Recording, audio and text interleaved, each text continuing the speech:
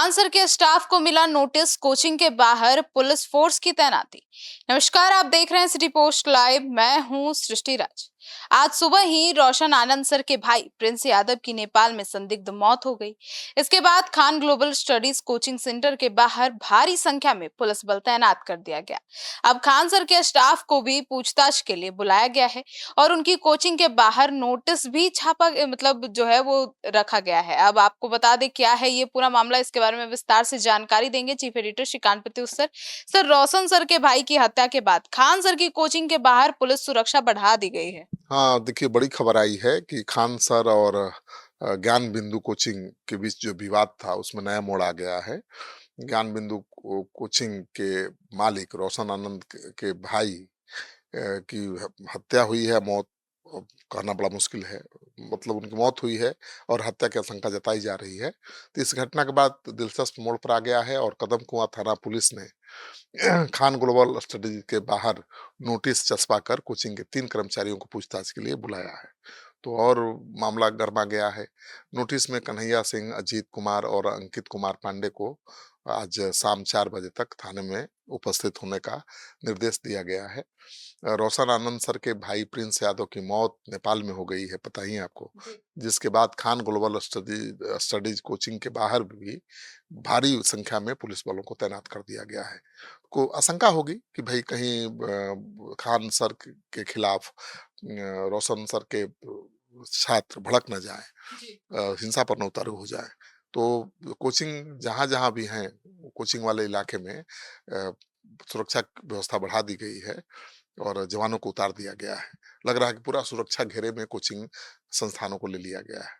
Sir, तो ये जो नोटिस चस्पा किया गया है, इस पे क्या लिखा गया है? पुलिस ने खान सर की कोचिंग के बाहर नोटिस जो चस्पा किया है, उस पर लिखा है कि इन लोगों को पहले भी पूछताछ के लिए कई माध्यमों से बुलाया गया था, लेकिन जांच में वो सहयोग नहीं कर रहे हैं।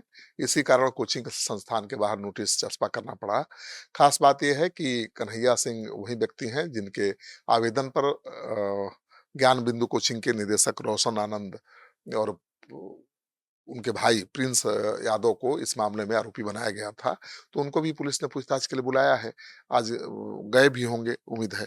जी, मतलब कि उधर प्रिंस यादव की नेपाल में संदिग्ध मौत हुई है और इधर खान सर की कोचिंग में सुरक्षा व्यवस्था बढ़ा दी गई है, क्यों? हाँ, बढ़ा दी गई है, वही आशंका होगी कहीं बवाल ना हो जाए। क्योंकि छात्रों का आक्रोश तो बढ़ता ही जा रहा है। रोशन सर अभी भी जेल में हैं, खान सर की गिरफ्तारी पर रोक लगी हुई है, खान सर के 2 बॉडीगार्ड जेल जा चुके हैं और खान सर के 3 स्टाफ को फिर से नोटिस भेजकर पुलिस ने पूछताछ के लिए बुलाया है। तो काफ़ी हलचल बढ़ी हुई है। रोशन आनंद के भाई और जो हैं प्रिंस यादव इस मामले में आरोपी हैं और नेपाल में वो छुपे हुए थे एक होटल में और वहीं उनकी मौत हो गई है। तो मौत उनकी संदिग्ध है। सूत्रों के अनुसार प्रिंस यादव कुछ युवकों के साथ एक होटल में ठहरे हुए थे और वहीं उनकी का शव मिला है। घटना के बाद नेपाल पुलिस ने मौके पर मौजूद लोगों को हिरासत में लेकर पूछताछ शुरू कर दिया है। हालांकि मौत के कारणों का अभी तक खुलासा नहीं हुआ है। पोस्टमार्टम हो गया है, लेकिन पोस्टमार्टम रिपोर्ट अभी सामने नहीं आई है।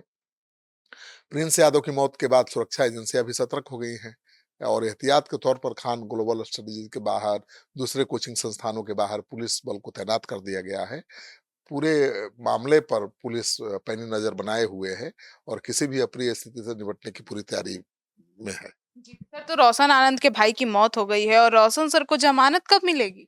अब देखिए, जमानत तो लगातार टल रही है। उनके लोगों का आरोप भी है कि कोई अपने प्रभाव का इस्तेमाल करके उनको जमानत नहीं देने दे रहा है। लेकिन कोर्ट के फैसले पर सवाल उठाना ठीक नहीं है।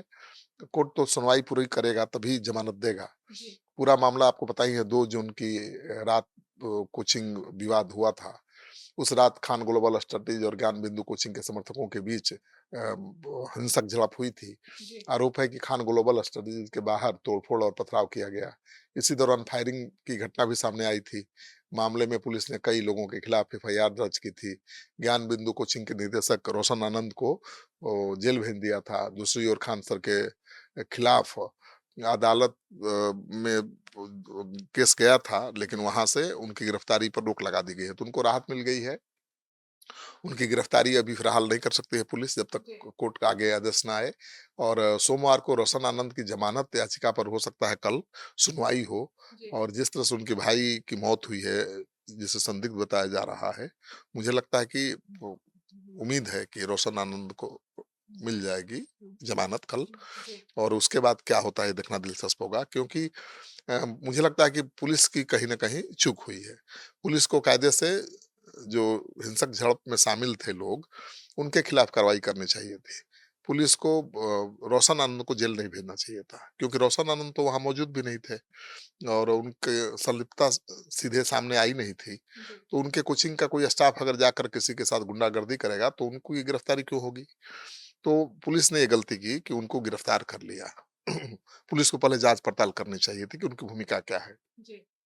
उसी तरह से पुलिस पड़ी थी दबाव में। अब रोशन आनंद के छात्र अब सड़क पर उतरे तो पुलिस पर दबाव बढ़ा, तो आनंद सर के खिलाफ भी केस दर्ज कर लिया और उनको भी जेल भेजने की तैयारी थी, गिरफ्तार करने की तैयारी थी। जी। हाँ लेकिन सर। वो समझदार निकले, जी।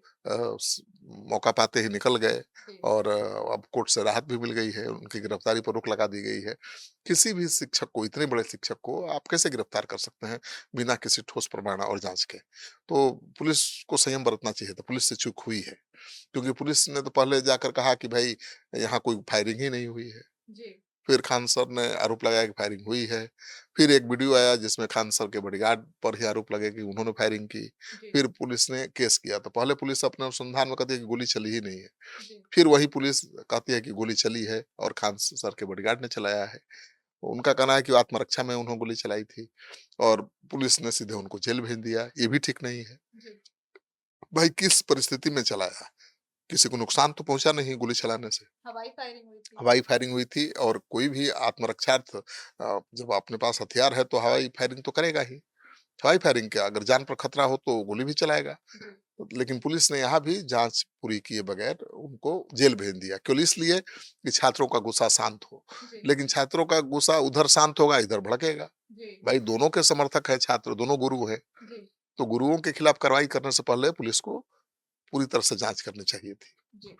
तो सुना आपने, तो अब देखना होगा कि इस पूरे मामले में आगे क्या होता है। आपकी क्या राय है, ज़रूर बताइएगा। धन्यवाद।